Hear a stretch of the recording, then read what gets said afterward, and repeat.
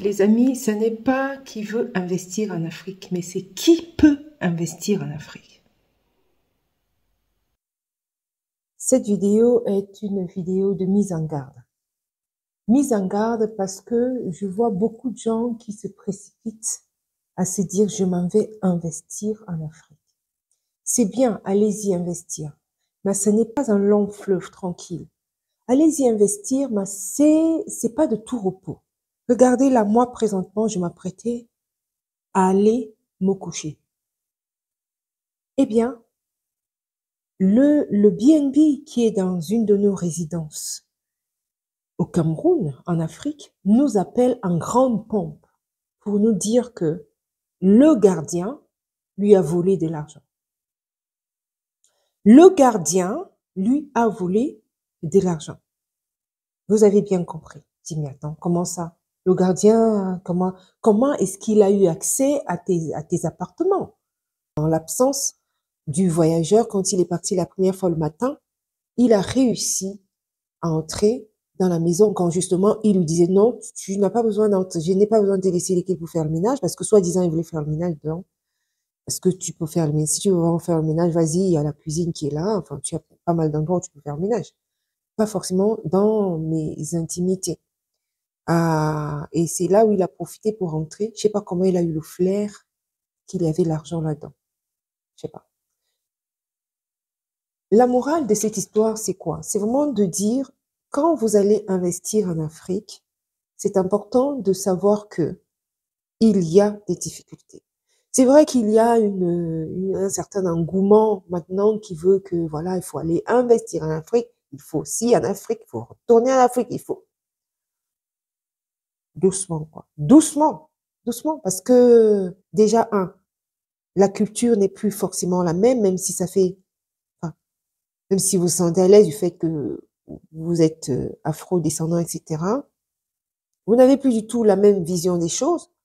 Vous ne voyez plus du tout les choses de la même manière. Enfin, je veux dire, il y a plein de choses qui vont vous étonner, même quand vous arrivez sur place. Il faut vraiment avoir un amour profond pour faire ce retour, alors un investissement sur place. Un amour profond des lieux pour ne pas vous décourager. C'est autant de choses. Regardez là, moi, normalement, je suis censée aller me coucher. J'ai bosse demain. Mais non, je dois encore gérer des choses à distance où tu es obligé, enfin, tu es tenu de gérer des choses comme celle-ci, alors que jusqu'ici, ça s'est super topissime bien passé. Et du jour au lendemain, tu as des choses comme ça qui t'arrivent, où tu n'as vraiment juste envie que d'une chose, et c'est de te reposer. Et tu te retrouves à gérer des choses comme ça à distance. Heureusement qu'on a des gens sur place qui peuvent prendre le relais. Mais si tu n'as personne, voilà, mais franchement, frein. Tu veux aller investir en Afrique. Et tu dis bien le marché en termes business, et tu dis également le marché humain. Ça, c'est ça qui va être le plus difficile, comme des cas comme ça. Comment veux-tu? Et en plus, ce voyageur, il me dit que il est arrivé là-dedans, il a tellement bien pris soin de ce gardien. Et il me dit, mais écoute, vaut mieux les laisser dans leur, on va dire, M, quoi. Vaut mieux les laisser dans leur M. Parce que tu vas trouver celui-là, tu veux lui faire du bien, tu veux le sortir de sa misère, de sa pauvreté, mais derrière, il vient te faire des coups comme ça. Et c'est ce qui lui est arrivé. C'est pas qu'il n'est pas payé, hein. En plus, il vient d'être payé. On vient de lui envoyer son salaire. Et le voyageur en question lui a donné pas moins de 40 000 en moins de 2 semaines. Comment vous expliquez ça? Et c'est lui encore qui va lui faire ce coup-là, alors qu'il a même déjà son propre salaire. Donc pendant le séjour du voyageur, il a eu pas moins de 40 000. Pas moins. Faut les laisser dans leur... C'est aussi ce côté-là, oui, je vais en Afrique, je vois les gens pauvres, je vais les sortir de la misère. Ah, surtout pas, faut pas les traiter comme ça. Non, faut les traiter comme ils le souhaitent. Certes, tu es humain, quand on arrive ici, quand nous on est ici, on traite pas mal les gens. Mais tu arrives là-bas, tu vois comment on traite les gens, tu dis, mais attends, c'est pas parce que c'est ton employé que tu vas lui faire ça. Tu vas le traiter comme ça. Mais ils aiment ça. Ils aiment qu'on les traite comme ça. Et nous qui arrivons, qui voulons bien les traiter, Eh bien, voilà la conséquence. Voilà ce qu'il récolte, le voyageur. Voilà sa paye, se faire piquer littéralement 340 000.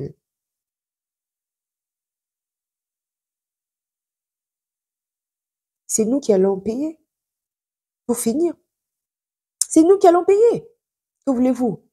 C'est notre employé. On va pas le laisser dans dans ce bourbier, alors que c'est notre employé qui a fait ça. On va pas le laisser dans le bourbier. On va lui faire, enfin, on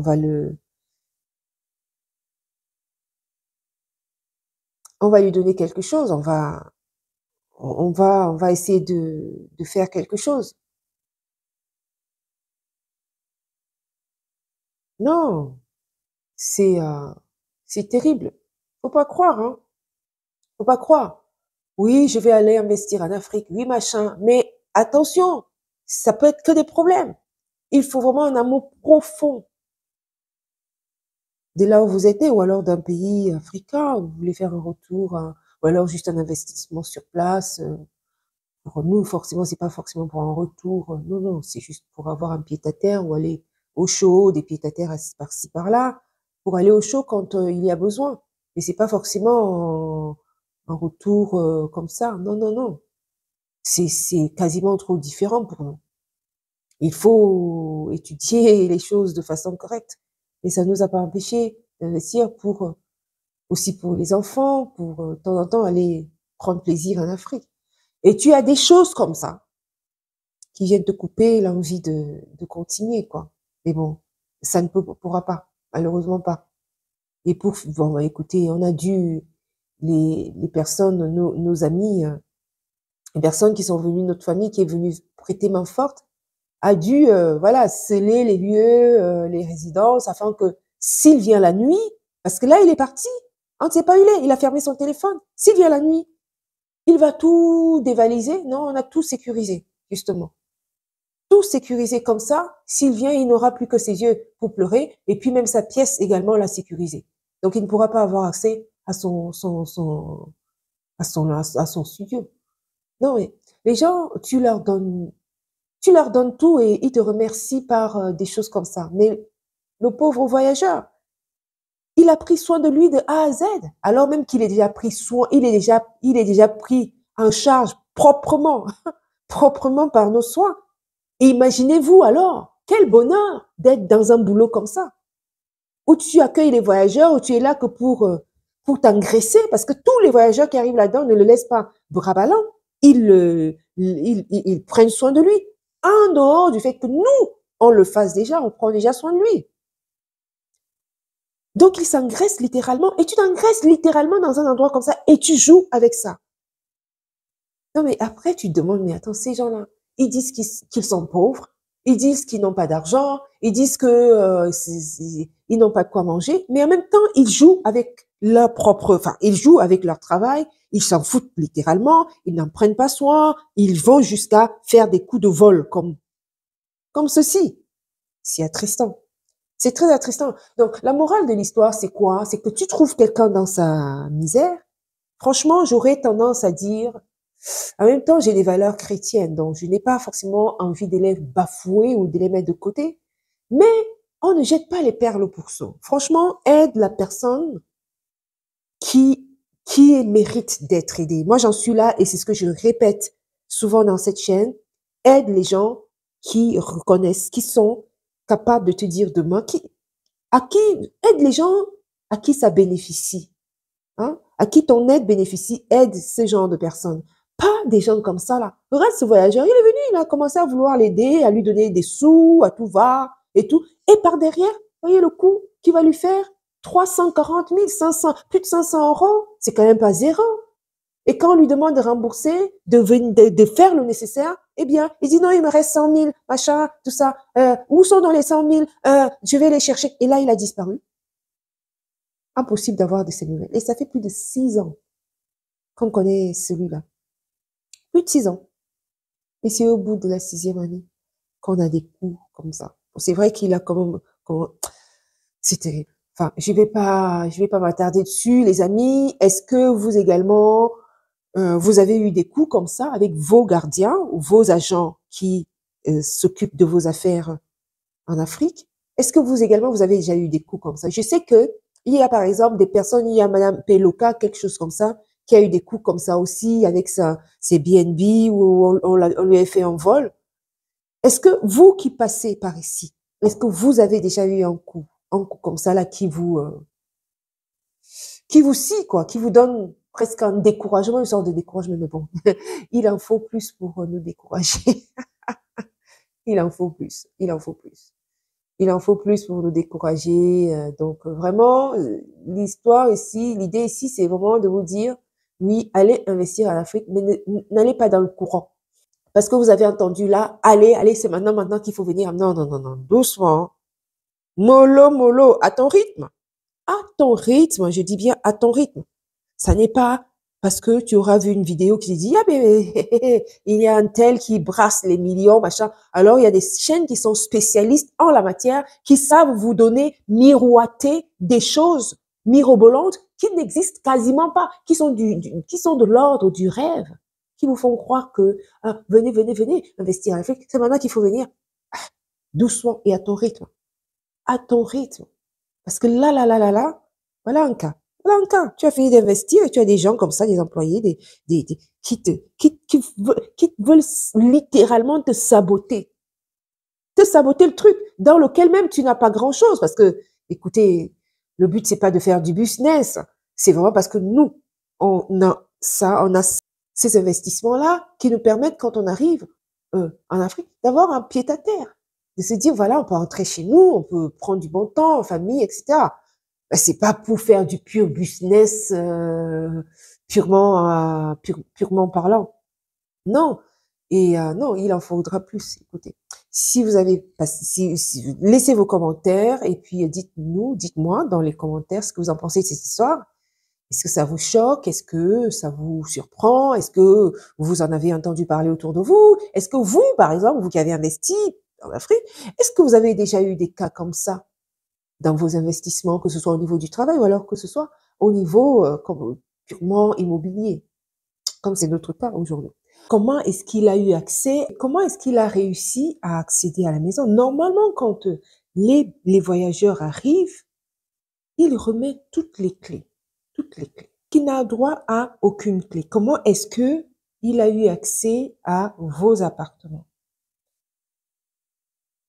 Donc, il me dit, parce que je voulais comprendre, parce que ça n'est pas possible, en fait. Normalement, il remet toutes les clés, il n'a pas accès, etc. Donc, en gros, voilà, quoi. Logiquement, il n'aura pas accès au lieu.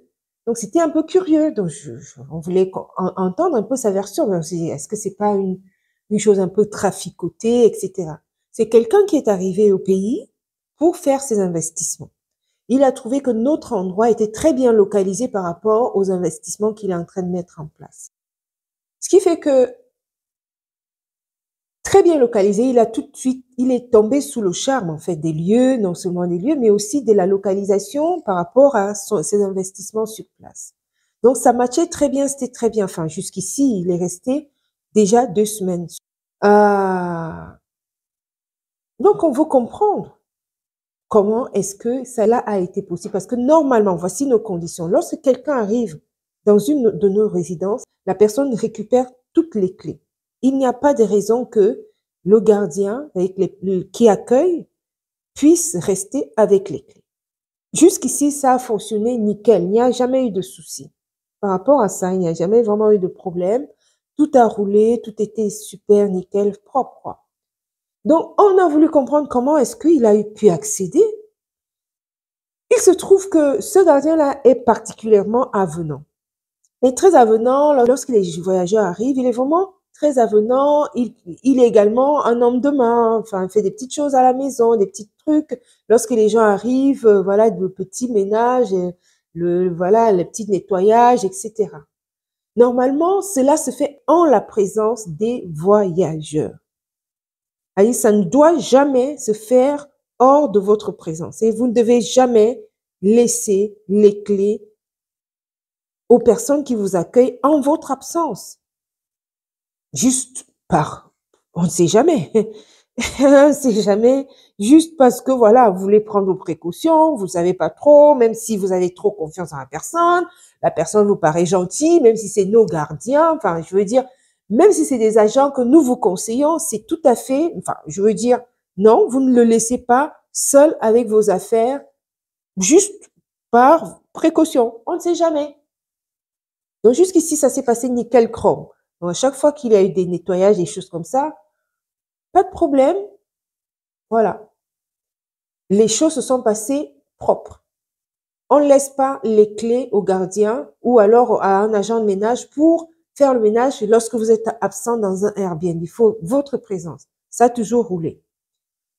Et donc, on voulait comprendre pourquoi, comment est-ce que lui, il a eu accès au lieu. Il commence à nous expliquer qu'en fait, il a dormi 1 million de francs CFA, donc environ 1600 €, une grosse somme quand même. Puisqu'il est venu pour ses investissements, il devait donner 1 million de francs CFA à un de ses collaborateurs. Donc, il est arrivé, il a mis les 1 million dans la poche, dans une enveloppe, il les a glissés dans le tiroir d'une des chambres, dans la chambre où il dormait, où il dort, puisque c'est une histoire actuelle. Et j'ai dit, mais alors, bon, c'est eux qui m'appellent, je suis obligée je vous reviens parce que je veux justement comprendre, parce que l'histoire a évolué, on est en train de voir comment régler cette histoire. Donc, je reviens dans la vidéo, je réponds. Oui, les amis, je reviens dans la vidéo parce que j'ai eu un petit temps, quelques temps d'échange encore avec eux. Ça a légèrement évolué, mais pas en bien. Donc du coup, je reviens sur cette vidéo-là pour vous raconter déjà un petit peu la genèse, comme là où je m'étais arrêtée. Donc, il a mis l'argent dans une enveloppe et donc il part. Il devait donner cet argent à un de ses collaborateurs. Donc, il rencontre son collaborateur, il lui donne l'argent et repart. Il n'a pas eu le temps de recompter parce que dans tous les cas, il sait qu'il est allé au distributeur, il a pris l'argent, on lui a mis l'argent qu'il fallait, donc le distributeur généralement ne se trompe pas, donc il se dit voilà, il a ses 1 million dedans, il arrive, il donne à son collaborateur, tout va bien. Et le collaborateur le rappelle par la suite en lui disant mais écoute, qu'est-ce que tu m'as mis là, mais tu ne m'as pas donné tout mon argent. Il dit mais attends, comment ça, je t'ai pas donné l'argent? Je t'ai pas donné tout ton argent, normalement c'est le distributeur, enfin je veux dire, je t'ai mis tes 1 million et tout. Et le collaborateur, il revient dans la résidence, lui dit, mais regarde ton enveloppe, c'est pas vraiment tout à fait ça. Il manque beaucoup d'argent. C'était 1 million et là maintenant, là-dedans, il y a 660 000. Donc comment est-ce que c'est possible? Attends, comment ça, 660 000? J'étais au distributeur, donc normalement, il revient donc, il appelle l'agent de service, lui dit, mais écoute, c'est tout, tu es le seul ici à qui je fais appel. Comment ça se fait que là, j'ai laissé cet argent-là, j'ai laissé de l'argent et là maintenant, 1 million et là, il manque de l'argent. Comment est-ce possible? Comment tu ne peux pas me dire que, voilà. Il dit, non, non, non, c'est pas lui. De toute façon, les propriétaires, donc nous ne savons, de toute façon, il faut pas dire ça aux propriétaires parce que dans tous les cas, c'est les enfants qui ont perdu les clés et nous, on n'est même pas, donc nous, on n'est même pas au courant. Donc, si il ébruitait la chose, ça va lui causer des problèmes. Donc, faut absolument pas qu'il ébruite en nous disant que, voilà, il recherche son argent, etc. Ok, tu vois un peu l'esprit manipulateur, hein. Il trouve toujours ces gens-là, il, avant de faire un coup, il cherche également des réponses aux susceptibles questions qu'on lui posera, en fait. Donc, il a une réponse à tout, il a la réponse à tout. Il lui dit ça, il dit, ok, mais il faut noter entre-temps que le temps du matin où il part en laissant l'argent dans la maison, sachant que la maison est en sécurité, personne d'autre n'a les clés, tout va bien, donc il est en sécurité, quoi. Pendant donc quand il est parti la première fois en laissant donc l'argent dans la maison, il faut dire que l'agent lui demande est-ce que je peux faire le ménage? Tu peux me laisser les clés. Je vais faire le ménage à la maison. Je ferai le ménage. Donc voilà. Notre voyageur lui dit non, il n'est pas question que je te donne les clés de la maison. Je vais garder les clés. Si tu veux faire le ménage, tu as la cuisine, tu as les extérieurs, tu peux toujours faire le ménage. Il est parti. Quand il revient il revient d'en dire à l'agent en lui disant, écoute, je ne retrouve pas, ce n'est pas possible qu'il manque cette somme-là parce qu'il n'y a que toi qui peux faire ça. Il n'y a personne d'autre, c'est toi qui. Donc, ça veut dire que tu as les clés. Donc, il lui justifie en lui disant, non, mais les clés, d'ailleurs, c'est les clés. Les clés, c'est les enfants qui ont perdu les clés. Il commence déjà par lui dire ça. Donc, un gros mensonge, en fait. Un gros, de chez menteur de chez menteur. Il prend un gros mensonge du genre, c'est les enfants qui ont perdu les clés. Donc, en fait, il n'a même pas les clés. Ça, c'est la première version. La deuxième version, il dit, oui, mais quand même, non. Donc, le voyageur insiste, dit, mais ça ne peut pas être possible. Comment est-ce que mon enveloppe, il y a de l'argent qui manque dedans? Donc, non, l'argent ne s'est pas, voilà, envolé. Il y a forcément quelqu'un qui est là et je suis avec toi ici. Donc, c'est forcément, enfin, non, moi, je veux pas entendre ça. Le voyageur lui met la pression. Il finit par dire, oui, vraiment, en fait, oui, c'est lui qui a pris l'argent. Donc, les 348, donc environ 500 euros, quand même, 500 euros, un peu plus de 500 euros. 500 euros. Alors le voyageur est en fin de voyage, en fin de séjour. 500 euros.